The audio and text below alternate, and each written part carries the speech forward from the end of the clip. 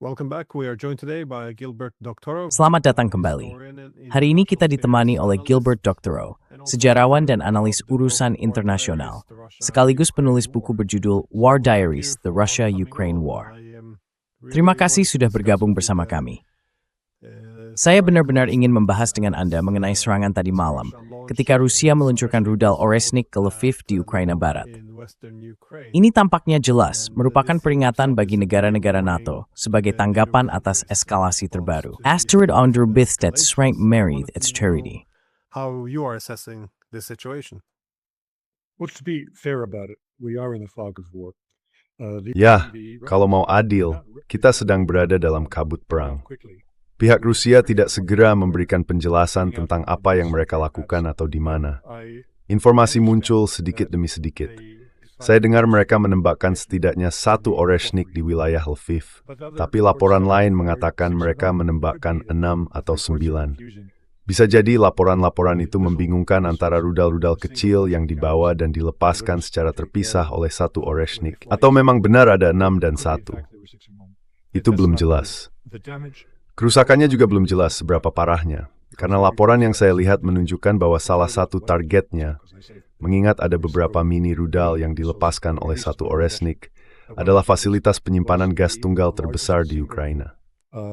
Gas storage in Ukraine. Now, presumably, if that were hit, there should have been an Sekarang, bisa diduga, jika hal itu terkena serangan, seharusnya terjadi ledakan dengan skala yang sangat besar. Namun hal itu juga akan menguras pasokan pemanas yang mencakup seluruh Ukraina, sehingga bisa menjadi sesuatu yang benar-benar menghancurkan. Dan saya menduga memang itulah yang terjadi, karena pihak Ukraina bereaksi dengan sangat keras. Menteri Luar Negeri Ukraina telah menyerukan pertemuan Dewan Keamanan Perserikatan Bangsa-Bangsa untuk membahas serangan mengerikan ini, dan hal itu menunjukkan bahwa situasinya sangat serius. Namun, belum ada yang mengatakan secara pasti apa yang sebenarnya terjadi, dan belum ada yang menunjukkan seberapa efektif Oresnik itu, yang seperti Anda ingat ketika pertama kali digunakan di Dnipro terhadap fasilitas produksi militer, sangat perdebatkan apa memiliki nilai ledak sebagai bom nuklir, atau hanya setara dengan beberapa TNT. Vanyataan tetap tindak lanjutnya, kerusakan seperti yang terjadi di what destruction actually took place. Just to remember, this was not an isolated. Ingatlah, ini bukan serangan satu rudal yang terisolasi. Ini adalah bagian dari gabungan antara drone, rudal jelajah, dan rudal balistik. Kerusakan tersebar di beberapa kota, termasuk Kiev. Dan kita bisa membayangkan bahwa sesuatu yang serius terjadi di sana. Kita juga bisa membayangkan bahwa pihak Rusia telah memberi peringatan sebelumnya kepada Zelensky tentang serangan yang akan datang. Karena tadi malam ia muncul di televisi, meminta warga Ukraina untuk tetap di dalam rumah, di ruang bawah tanah, karena serangan yang lebih besar sedang menuju. Jadi hal ini sendiri menunjukkan keyakinan Rusia bahwa senjata mereka tak terkalahkan, tidak bisa dihentikan oleh sistem Patriot atau sistem pertahanan udara lain yang sudah dikenal. Itu terdengar logis dan sejalan dengan pesan yang mereka sampaikan kepada Barat. Lupakan kubahmu di Jerman. Guy was Pimes di Edinburgh Gulling. Forget about your dome in the United States.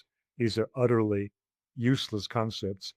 Konsep-konsep ini sama sekali tidak berguna, mengingat kondisi persenjataan Rusia saat ini. Jadi hal itu akan mengirimkan pesan besar. Menteri Luar Negeri Ukraina juga membantu menyebarkan dan menyampaikan pesan itu. Saya tidak tahu apakah dia menyadari betapa merusaknya pernyataannya secara keseluruhan, tetapi dia berusaha memberitahu Eropa bahwa mereka harus bangun, mereka harus bertindak, karena ini terjadi tepat di tepi Uni Eropa. Apakah kamu menyadarinya? Dan di sini kita melihat Rusia menyerang dengan rudal hipersonik. Tambah saja 2 atau 3 menit lagi, dan rudal yang sama bisa mencapai Berlin. Nah, dia benar-benar melakukan pekerjaan yang luar biasa untuk Rusia, menakut-nakuti orang Eropa setengah mati. Jadi saya pikir pernyataan itu tidak dipertimbangkan dengan matang ketika pihak Ukraina mengatakannya. Dari sedikit informasi yang muncul, pihak Rusia mengatakan bahwa ini adalah kunjungan balasan.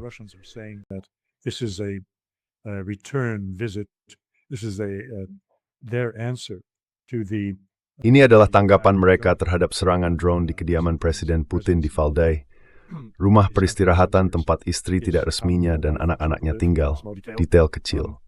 Ini merupakan respons terhadap hal itu. Namun saya pikir itu hanya sebagian dari ceritanya. Telah terjadi banyak tindakan provokasi yang semakin meningkat dari Barat, dari Amerika Serikat terhadap Rusia. Ada serangan terhadap kediamannya 10 hari yang lalu, atau entah kapan. Ada pula penyitaan kapal tanker berbendera Rusia di laut dekat Islandia. Ada juga kabar tentang kesepakatan Trump untuk mendukung apa yang disebut sebagai syarat-syarat perdamaian yang diselesaikan dan disetujui oleh koalisi yang bersedia di Paris pada awal minggu ini, dengan Witkoff hadir di sana.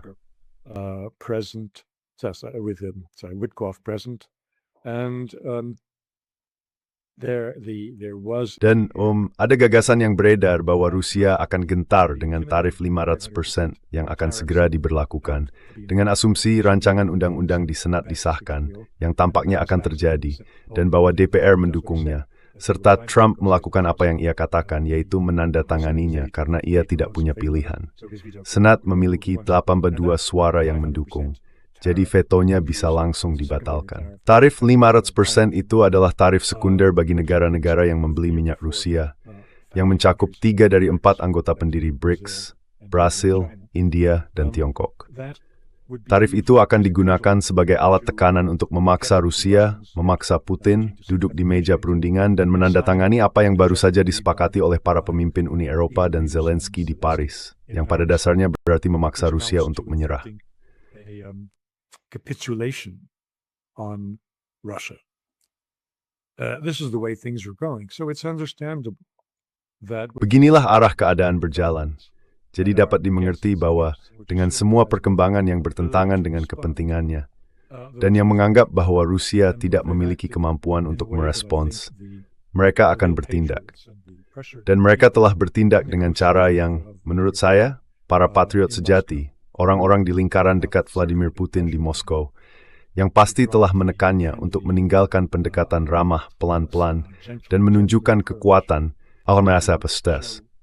So semua orang tidak full bentutan, nalting kuatnya itu dan berhenti memikirkannya. Dan akhirnya, dia melakukannya. Berapa baik aku sedigunan? Kita awin ini terlihat terkejut, dan kita mengetahuinya dari beberapa hari di EPS. what exact damage we'll find out in the days to come. That's a good point. That how do you assess the Oreshnik strike? Itu poin yang bagus. It has Bagaimana Anda menilai serangan Rusia itu? warheads, or in this case, Serangan tersebut memiliki beberapa hulu ledak, atau dalam kasus ini, hulu ledak tiruan. Jadi tidak jelas berapa banyak yang sebenarnya diluncurkan, atau apakah hanya satu. Namun, kemarahan Rusia jelas meningkat setelah serangan terhadap kediaman Putin.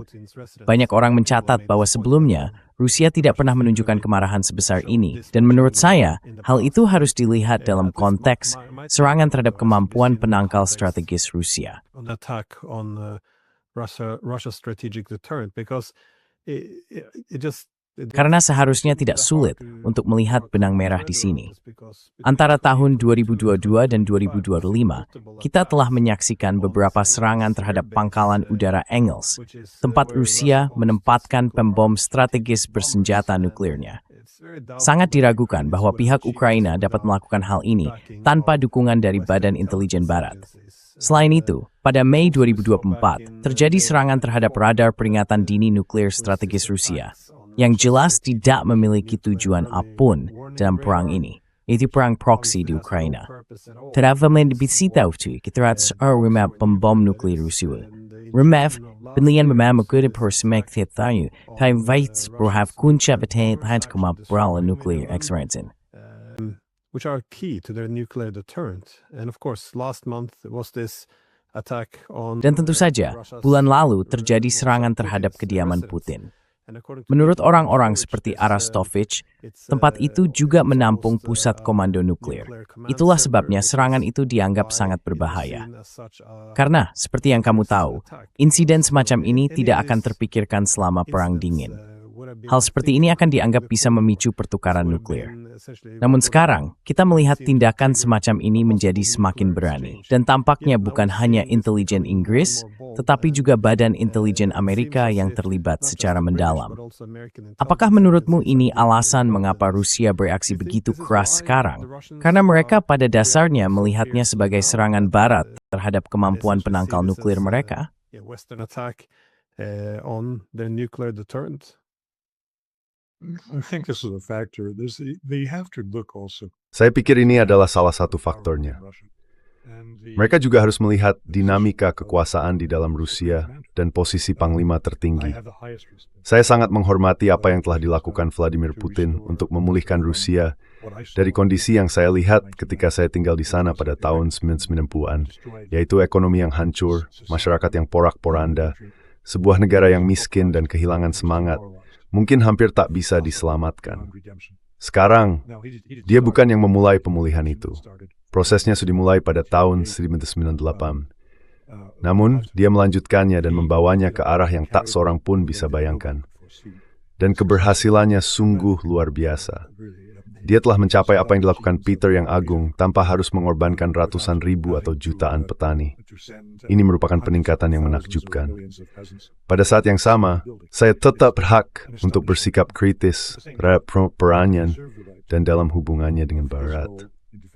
And his role in dealing with the West. I don't think only of the latest. Saya tidak hanya memikirkan peristiwa terbaru. Beberapa tahun lalu saya menulis bahwa saya mendesak Vladimir Putin untuk mengambil pelajaran dari Nikita Khrushchev.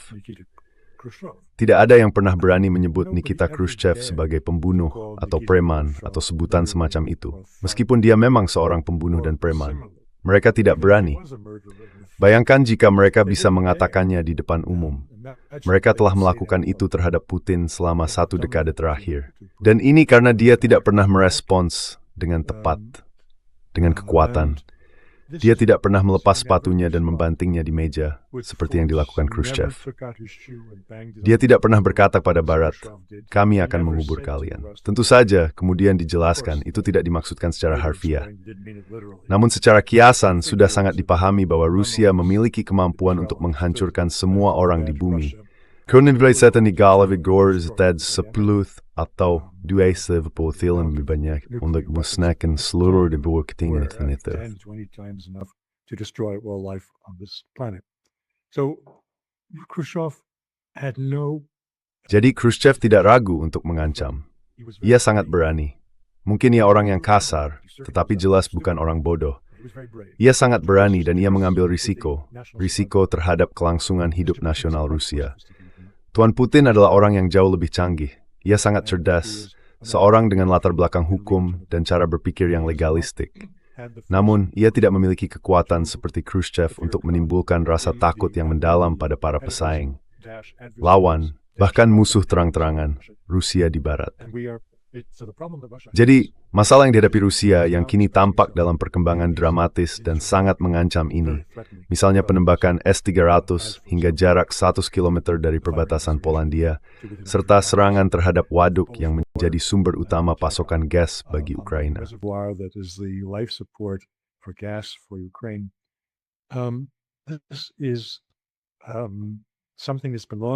Ini adalah sesuatu yang sudah lama dinantikan. Dan sekarang setelah hal itu terjadi, kita harus mengharapkan hal serupa akan terus berlanjut. Hal ini menempatkan, khususnya, Tuan Trump dan lingkaran sombong di sekitarnya, yang kini merasa begitu kuat dan berkuasa setelah mereka merendahkan Venezuela dan bahkan menyita kapal tanker minyak berbendera Rusia di laut, dalam posisi di mana mereka merasa seperti penguasa alam semesta. Pete Hegseth adalah yang paling terkenal, dengan Marco Rubio di sisinya. Mereka benar-benar perlu disadarkan. Pernyataan yang dibuat oleh Dmitry Medvedev sebagai tanggapan terhadap keluhan Ukraina atas serangan Ereshnik ini adalah bahwa mereka baru saja memberikan suntikan antipsikotik kepada orang-orang Ukraina.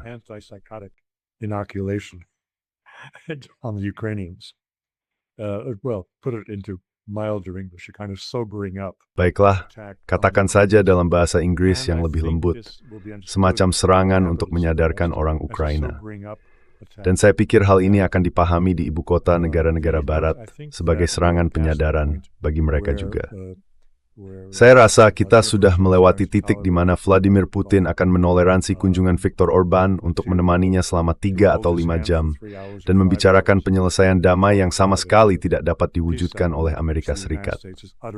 Saya skitsakor, Rusia avere tinggi menyelesaikan perang dengan syarat merofus sendiri dan melalui cara militer. Jadi baik hal telah berawal terbawa di tapi butuh waktu sempat momen ini. But it took a long time to come to this moment. Well, we've seen all these strange developments out of the US. Nah, kita telah melihat semua perkembangan aneh dari AS yang tampaknya mendorong para pemimpin Eropa untuk mendesak pengiriman pasukan ke Ukraina setelah perang berakhir. Mereka bahkan tampaknya telah membuat orang Eropa percaya bahwa mereka akan mendapat semacam dukungan dari Amerika. Jadi, tampaknya bukan berarti mereka tidak ingin mengakhiri perang, melainkan karena mereka mulai kehabisan pasukan Ukraina. Mereka menempatkan orang Eropa di garis depan sebagai gantinya. It's a crazy news that Sitchwell, a pack negos inu, scaring hemai berthista. Are the negotiations all nonsense by now? It doesn't seem like there's anything. Sepertinya tidak ada apa-apa. Kami juga melihat laporan-laporan ini tentu saja di New York Times yang menyebutkan bahwa Trump telah memberikan lampu hijau untuk serangan terhadap kapal tanker dan kilang minyak Rusia. Beberapa orang bertanya-tanya, apakah mereka hanya mencoba menyabotas Trump, atau apakah Trump benar-benar berada di balik semua ini? Namun, sampai batas tertentu, hal itu tampaknya tidak terlalu relevan. Maksud saya, apakah Trump sedang menipu pemerintah Ukraina? Maaf, maksud saya Rusia, atau dia memang lemah? Artinya, dia tidak bisa mengendalikan lingkungannya sendiri, bahwa badan intelijen dan stafnya sendiri pada dasarnya menjalankan kebijakan yang terlepas dari kendalinya. Saya hanya bertanya-tanya, apakah itu benar-benar penting? I'm just wondering, does it really matter though? Because especially now that you see Terutama sekarang, kamu lihat bahwa Trump, orang Amerika juga menyita kapal-kapal Rusia. Dia pasti sangat lemah jika tidak bisa melawan semua ini. Tampaknya dia hanya mengambil peran sebagai mediator agar mendapat sedikit niat baik dari pihak Rusia dan memanfaatkannya sejauh mungkin. Tapi lagi-lagi, lemah atau menipu, apakah itu benar-benar penting? Tampaknya tidak ada kemungkinan untuk mencapai perdamaian. Kalaupun ada, mereka bilang orang Eropa yang jadi pengacau, Rahabda step pewarthi. Zeng spanam kormu, you etikaf negosiasi tekuagrat pencitraan, atau mungkin anda bereaction you. only for optics, or is this still possibility? The fog of war extends also to analysis of this. Kabut perang juga meluas ke dalam analisis tentang Tuan Trump. Tidak ada yang lebih kabur daripada apa yang terjadi di sekelilingnya. An essay. Sehari yang lalu, saya menulis sebuah esai dengan pertanyaan, apakah ada metode di balik kegilaannya? Bahwa ini gila sudah jelas, tetapi apakah ada metodenya? Apakah kita sedang ditipu? Segala sesuatu di sekitar Donald Trump adalah tipu daya. Ia telah menggunakan tipu daya sebagai sarana utama untuk mencapai tujuannya. Ia menggunakan tipu daya terhadap Iran sebelum serangan, memancing mereka ke meja perundingan sambil bersiap menyerang dengan cara yang paling kejam. Tidak ada yang benar-benar seperti yang terdengar atau terlihat, dan saya tidak pernah mengambil kata-katanya secara harfiah. Apa yang ia lakukan sekarang? Tampaknya saya akan memusatkan perhatian pada sesuatu yang sangat-sangat panas. Apa yang ingin ia lakukan dengan Greenland? What he wants to do with Greenland. I was very impressed. Saya sangat terkesan ketika membaca tajuk rencana di Financial Times. Saya kira itu terbit pagi ini atau larut malam tadi, yang membahas pertanyaan tentang apa yang seharusnya dilakukan Eropa terkait ancaman Donald Trump, rencananya terhadap Inggris.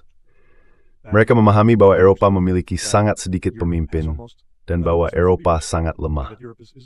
Jadi mereka mengusulkan kombinasi antara insentif dan perlawanan yang realistis untuk menghadapi petualangan terbaru yang direncanakan Trump. Di satu sisi, akan ada janji untuk meningkatkan investasi Eropa, bukan hanya Denmark tetapi seluruh Eropa dalam pertahanan Greenland, sehingga isu yang diangkat Trump bahwa hal ini merupakan risiko keamanan bagi Amerika Serikat dapat ditangani dengan semestinya. it's not properly defended. The Russians and Ukraine and the Chinese are wanting. Orang Rusia dan Tiongkok ingin kapal mereka berada tepat di lepas pantai Greenland. Itu membuka celah di Arktik dan seterusnya. Hal itu akan dibahas. Di sisi lain, mereka akan mengingatkan Trump bahwa mereka siap keluar dari NATO. Jika mereka keluar dari NATO karena pelanggaran terhadap prinsip dasar piagam NATO oleh Amerika Serikat, dengan menyita aset salah satu anggota NATO, hal itu akan melemahkan pertahanan AS. Saya merasa haji stru bahwa FLFSL terberdetak prinsip ferritin berpikir leaders wek not yang berborong univeroper nomor tepat seperti ini mikat Trump. Bisa disama vis dengan pesista yang saya pengsim semua sebagai imperial lens sempiknya. Denouncing as imperialism, and it's entirely possible. That's all it is. Dan itu mungkin saja. But it's also possible. Hanya itu. Tapi juga mungkin dalam kasus Trump bahwa pria itu menggunakan serangan terhadap Greenland untuk mencapai sesuatu yang tidak bisa ia capai dengan cara lain, namun sangat ia inginkan. Ia tidak bisa menarik Amerika Serikat keluar dari NATO, tetapi ia bisa memaksa NATO untuk membubarkan diri karena mereka melihatnya sebagai musuh. Jadi karena alasan itu, Glenn, saya sangat berhati-hati untuk membuat penafsiran yang pasti tentang apa yang sedang terjadi. Tuan Trump adalah orang yang luar biasa licik.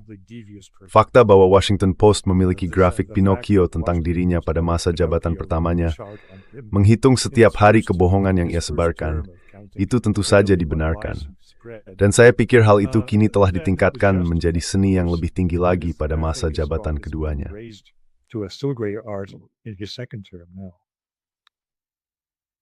Yeah, and I thought that was a great point. Ya, dan saya pikir itu adalah poin yang sangat bagus. Semua orang Eropa menemukan cara untuk melawan Trump. Maksudnya, tentu saja mereka tidak bisa berperang melawan Amerika Serikat, tapi mereka bisa mengancam akan mengusir pasukan AS dari pangkalan mereka. Dan saya berpikir, tapi orang Eropa justru ingin pasukan itu tetap di sana. Itulah intinya. Pada bulan Agustus, ketika Trump mengatakan, kurang lebih, negara-negara Baltik detailnya, Nungkiap puana mengurus pasukan itu dari Eropa, di negara-negara Baltik, orang Eropa jadi panik. Tiba-tiba, muncul semua cerita tidak masuk akal tentang drone Rusia di dekat bandara. Temetis sama sekali.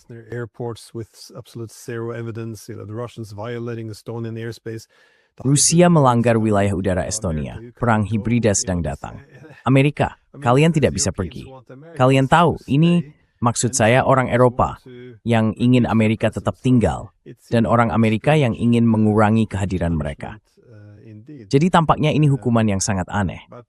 Tapi saya juga menekankan bahwa yang seharusnya dilakukan oleh orang Eropa adalah pada dasarnya mengancam bahwa mereka akan merespons secara militer, karena ini akan menjadi bencana. Haseberhat step from Trump Tresmum dan membuat segalanya singkat, perang singkat, seperti Panama. Dia membuat sedikit ancaman dan berani memberi sesuatu. He makes a little threat. They give him something. Sepertinya Gaza membiarkan Israel membakar segalanya, tetapi kemudian menyiapkan sesuatu untuk menghentikannya. Bom Iran selama beberapa hari, lakukan serangan, lalu masuk dan buat kesepakatan damai, selesaikan saja. Dan sekarang Venezuela juga. Banyak pihak yang bersikap keras agak kritis karena mereka mengatakan ini bukan pembangunan negara. Kita belum mengambil alih pemerintahan. Namun, dia justru mengklaim bahwa presiden sementara harus mengikuti perintah. Kalau tidak, Tayang Misrang Si. Si Mikil, Tuats, Pririnsolus Chimpan. Sumaftu Men, and Tramperang, Ektumenta Perang Pun here. Zell, begitu mengiskep already perang yang cepat dan beralih kerat, iti indigap step mercuries then. Quickly and then move on to the next one. That's a success. So, if the Danes don't want to lose Greenland. Jadi, kamu tahu, kalau orang Denmark tidak ingin kehilangan Greenland, mereka seharusnya menyiapkan sesuatu yang bisa menarik perhatian Amerika Serikat dalam jangka panjang atau menciptakan skandal yang lebih besar. Dan kamu tahu, dia tidak terlalu peduli. Dia punya begitu banyak proyek lain yang ingin dia kerjakan, yang bisa diselesaikan dengan cepat. Dan aku pikir orang-orang ingin melihatnya sebagai seorang penghasut perang atau sebagai pria yang cinta damai. Aku hanya berpikir, dia bersedia menggunakan kekuatan militer dengan cara apapun untuk mencapai tujuannya. Tapi dia tidak ingin terjebak terlalu dalam. Karena saat itu terjadi, semua sumber daya, semua fokus, semuanya tersedot, dan kamu tidak bisa benar-benar melakukan hal lain. Dan aku pikir itulah kekhawatiran utamanya. Aku tidak yakin apakah kamu melihatnya dengan cara yang sama, bahwa inilah pendekatannya.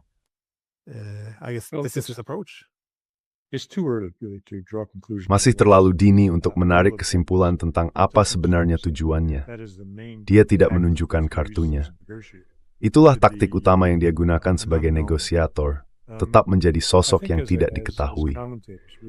Saya pikir sebagai komentator, kita punya kewajiban untuk membedakan antara apa yang ingin kita lihat terjadi dan apa yang kita akui mungkin akan terjadi. Dan saya baru saja menggambarkan apa yang ingin saya lihat terjadi. Bisa saja dia bertindak dengan cara agresif, dan orang Eropa justru merugikan diri mereka sendiri, sambil berpikir mereka merugikannya dengan membubarkan NATO.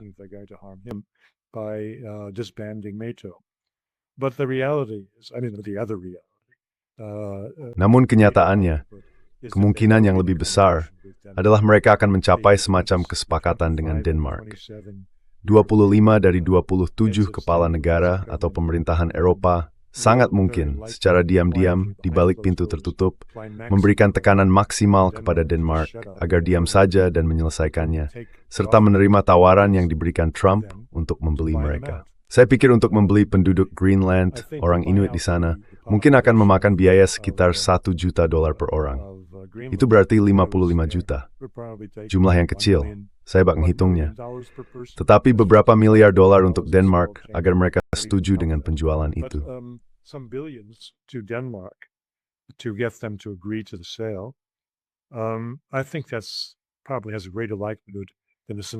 Saya pikir dia lebih besar daripada skenario Masasuke, Enum Heath, berarti NATO.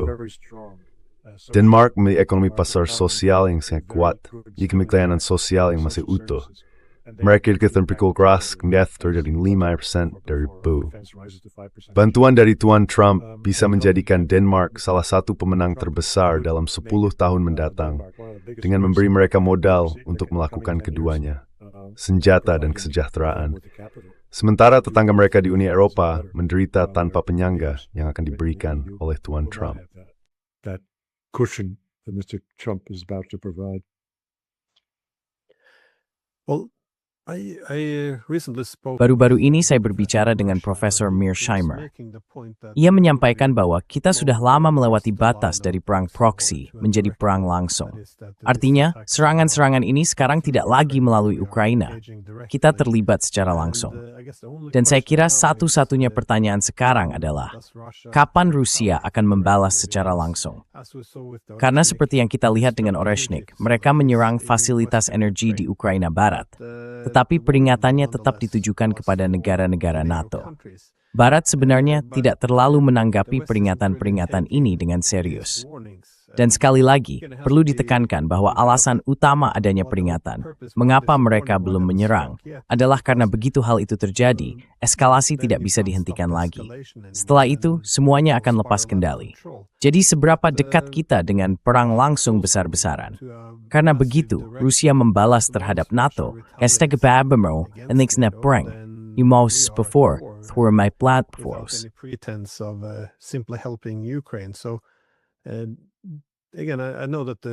Jadi sekali lagi, saya tahu bahwa Rusia sejauh ini masih menahan diri, tetapi tekanan terhadap Presiden Putin terus meningkat. Di Barat, terutama di Eropa, mereka sangat meremehkan situasi ini. Mereka hanya melihatnya sebagai, kita tidak bisa memberi imbalan atas tindakan intimidasi atau ancaman mereka. Hal ini dianggap sebagai kewajiban moral untuk mengabaikan segala bentuk pencegahan yang dilakukan Rusia.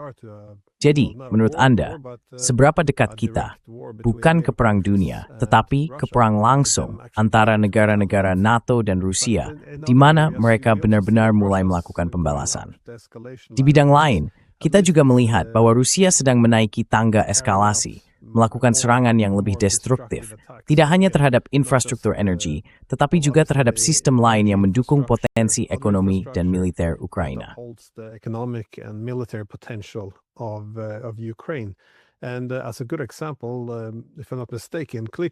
Sebagai contoh yang baik, jika saya tidak salah, Klitschko, wali kota Kiev, kini telah meminta warga ibu kota untuk mulai meninggalkan kota jika memungkinkan, karena di banyak wilayah tidak ada listrik. Gagasannya adalah bahwa kota tersebut dapat menopang populasi sebesar itu. Orang-orang sebaiknya pergi. Saya mendengar dari beberapa sumber Rusia bahwa inilah yang diinginkan Rusia. Karena begitu orang mulai meninggalkan kota-kota besar, ada banyak keuntungan. Perekonomian tidak akan berfungsi seperti biasa. Potensi militer akan menurun, dan jika Rusia ingin merebut Kiev, hal itu akan jauh lebih mudah tanpa jutaan orang di sana yang bisa berakhir menjadi tameng manusia atau terbunuh. Tidak ada yang ingin melihat korban massal.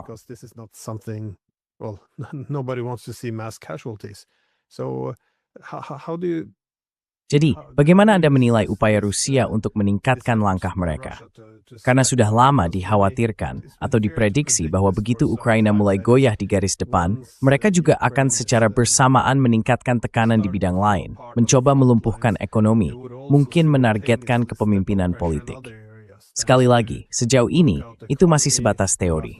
Tetapi apakah Anda melihat ini sebagai tujuan akhir Rusia, alih-alih mencoba menyingkirkan kepemimpinan politik, sementara tentara Ukraina masih berdiri kuat, karena para pemimpin itu bisa saja digantikan?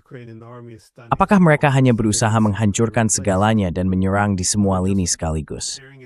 Ada banyak pertanyaan di situ. Sorry, a lot of questions there. We're on the same wavelength.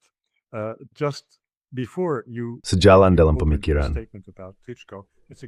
Tepat sebelum kamu menyebut Klitschko, itulah yang sebenarnya ingin aku katakan.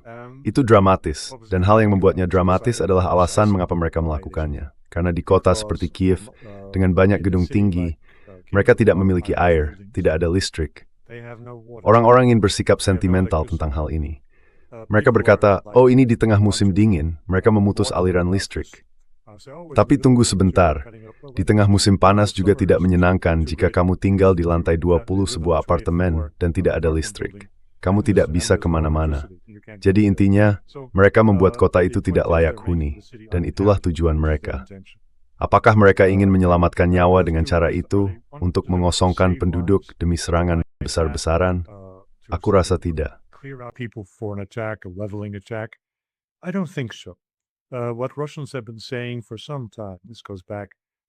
Apa yang telah dikatakan orang Rusia selama beberapa waktu, ini sudah berlangsung lebih dari setahun.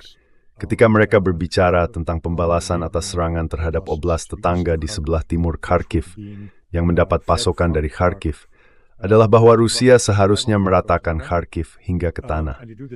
Dan hal itu dilakukan dengan memberikan pemberitahuan 3 hari sebelumnya. Semua orang harus pergi karena kota itu akan dihancurkan. Jadi, kembali pada impian mereka yang paling destruktif, para patriot Rusia tidak berniat membunuh jutaan orang. Niat mereka adalah memberikan peringatan. Dan seperti yang kita lihat, saya pikir cukup mungkin bahwa Putin telah memberi peringatan kepada Zelensky sebelum menembakkan Iskander. Dan saya katakan jamak karena tidak jelas apakah satu atau beberapa, serta serangan besar lainnya yang terjadi kemarin.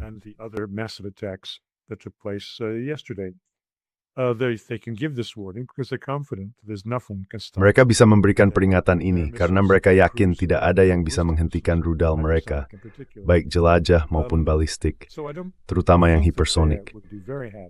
Jadi saya pikir mereka akan sangat senang mengirim 10 juta warga Ukraina lagi melarikan diri ke Jerman, agar sistem bantuan di Eropa Tengah menjadi begitu tidak tertahankan, sehingga mereka terpaksa bernegosiasi dengan Rusia. Saya pikir itu memang termasuk dalam rencana mereka. Meratata hanya demi meratakan kota, saya tidak berpikir itu niat mereka. Tetapi untuk menakuti orang dan membuat mereka meninggalkan negara itu, ya, saya rasa begitu. Itu menghancurkan ekonomi dan juga menghancurkan Eropa. Eropa tidak memiliki ruang untuk 10 juta warga Ukraina lagi, dan layanan sosial serta medis akan runtuh jika semua warga Ukraina yang tak terhitung jumlahnya itu datang ke pintu kita.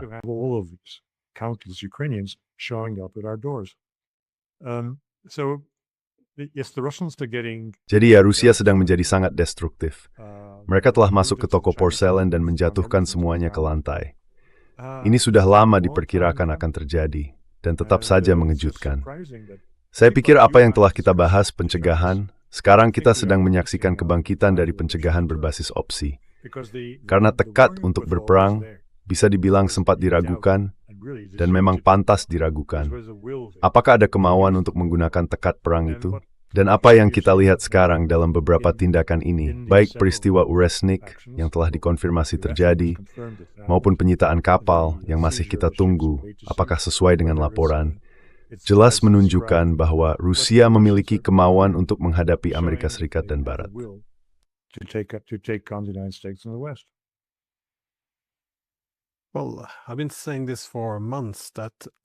Ya, saya sudah mengatakan ini selama berbulan-bulan, bahwa kita sekarang sedang menyaksikan akhir dari perang. Dan seperti halnya dalam perang-perang lain, kehancuran terburuk terjadi pada tahap akhir. Anda juga melihat hal ini pada Jerman dalam Perang Dunia II. Saat itulah, sebagian besar korban militer terjadi ketika pasukan mulai hancur. Itu juga saat warga sipil menjadi lebih terekspos, dan ketika orang-orang mulai melarikan diri dari rumah mereka. Maksud saya, sangat bisa diprediksi bahwa tragedi besar akan segera terjadi jika kita tidak mulai bernegosiasi dengan itikat baik dengan Rusia. Dan itu berarti tidak melakukan apa yang mereka lakukan di Paris, mengatakan bahwa Anda akan mengirim pasukan setelah perang dan mendirikan fasilitas militer. Maksud saya, inilah alasan Rusia menginvasi, untuk mencegah NATO memperkuat posisinya di Ukraina, dan entah bagaimana mengalahkan Ukraina.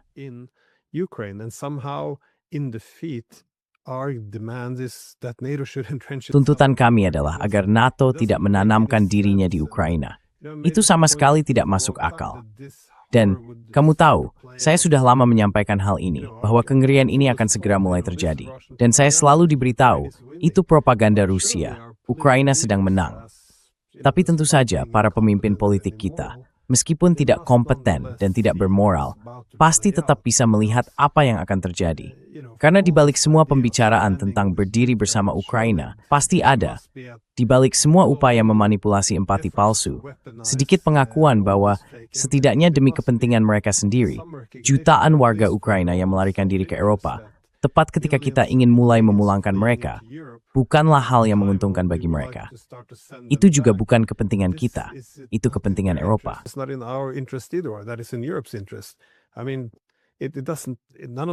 Maksud saya, semua ini tidak masuk akal bagi saya.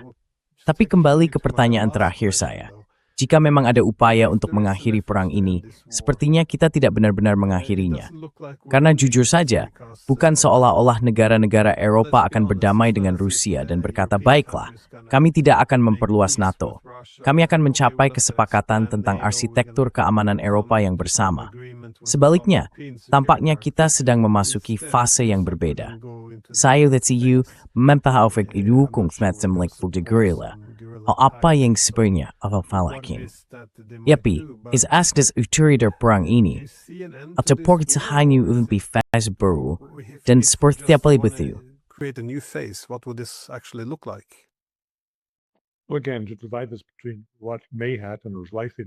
Sekali lagi, untuk membedakan antara apa yang mungkin terjadi atau yang kemungkinan besar akan terjadi dan apa yang saya ingin terjadi, itu adalah dua hal yang berbeda, sangat berbeda. Saya pikir hal yang paling mungkin terjadi adalah konflik beku, tetapi bukan jenis konflik beku seperti yang digambarkan Barat 1,5 atau 2 tahun lalu, seperti Korea, di mana mereka memiliki instalasi militer Barat untuk membela Ukraina. Tidak, ini akan menjadi jenis konflik beku yang berbeda, sangat spesifik, di mana Rusia mengambil seluruh wilayah Ukraina di sebelah timur Sungai Dnieper, mengambil Odessa, membuat Ukraina terkurung daratan, dan menegaskan kepada semua pihak bahwa mereka akan menghancurkan infrastruktur atau personel militer Barat manapun yang mencoba masuk dan mendukung Ukraina. Ukraina harus bebas dari kehadiran militer asing, atau mereka akan memberlakukan zona pembatasan.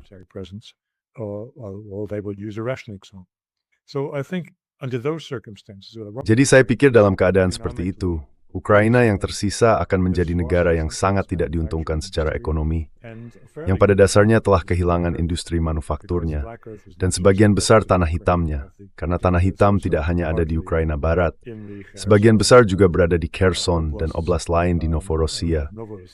Ukraina yang miskin dan terdegradasi ini akan dibiarkan sendiri. Negara itu tidak akan diterima masuk ke NATO atau Uni Eropa. Sudah jelas bahwa Ukraina tidak akan bergabung dengan NATO, tetapi juga tidak dengan Uni Eropa, meskipun ada semua janji dari Ursula von der Leyen, karena negara itu akan terlalu miskin dan membutuhkan ratusan miliar euro dalam bentuk investasi agar 27 negara anggota mau menyetujuinya. Tidak ada yang memiliki uang sebanyak itu atau ingin menghabiskannya, karena mereka semua sedang sibuk melakukan remilitarisasi.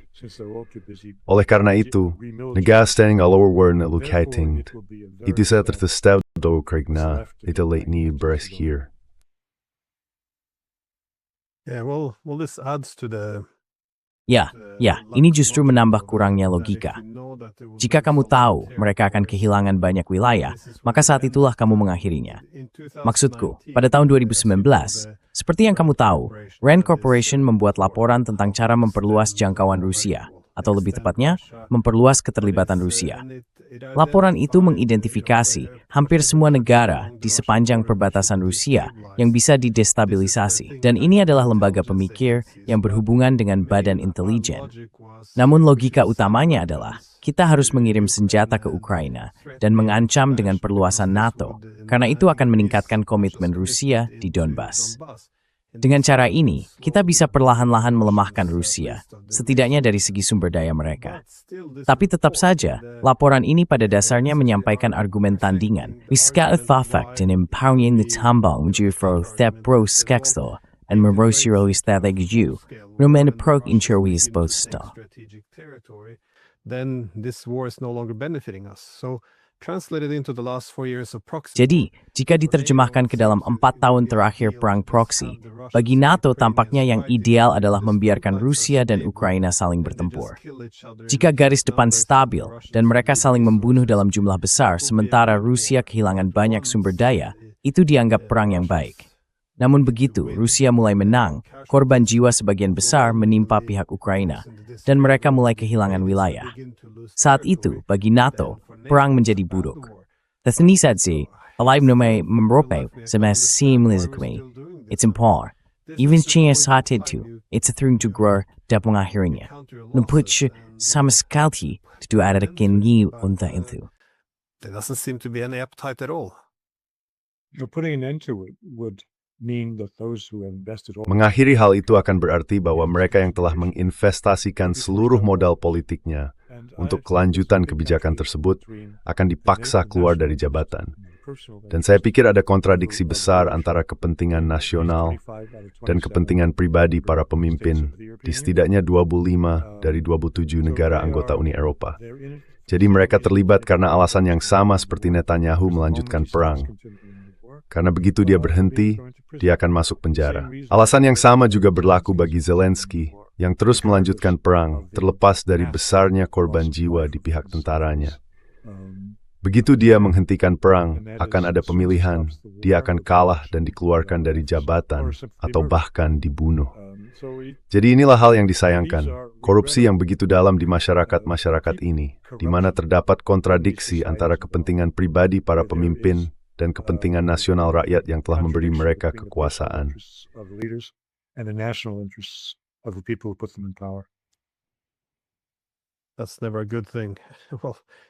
Itu tidak pernah menjadi hal yang baik. Ya, setidaknya tidak ketika kebijakan yang rasional diterapkan. Terima kasih banyak sudah meluangkan waktu. Memang ini masa-masa yang gila. Jika hal seperti ini terjadi selama Perang Dingin, hal itu pasti akan mendominasi halaman-halaman buku sejarah.